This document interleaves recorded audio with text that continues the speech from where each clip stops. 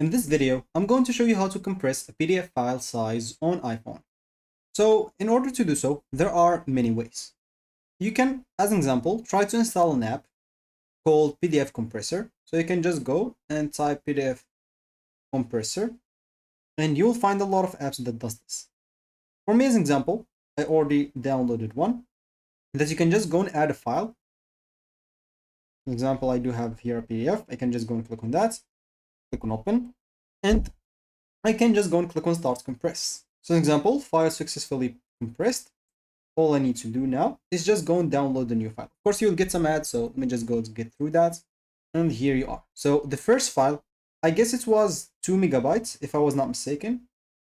And this new one is definitely less. So you can just go here and compress it. Other than that, there is the shortcut option where you'll be able to use this shortcuts option. And here, an example, you can go and click on new shortcuts. And let me just go and delete this first of all. And here you can, I guess there's a compress option, or there is, I guess, make PDF smaller. So there's this make PDF, then you'll be able to make it small. But the most effective way is to use a website called I Love PDF. So you can go and open whatever like browser you want, and you can simply just look for I Love PDF. You can even add compress, so you'll be taken to the exact page. So here, an example, we can go and click on the first link and click on select PDF files, choose files in here.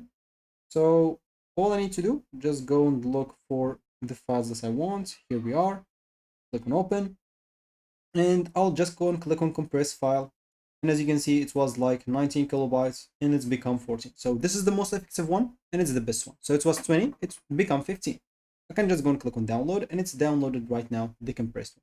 So you might not notice a big difference between 20 kilobytes and 15 because it's not too much. But if you have a big one, like 20 megabytes, 100 megabytes, it will definitely compress it to a lower size. So that should be it for me in this video. Thank you for watching and goodbye.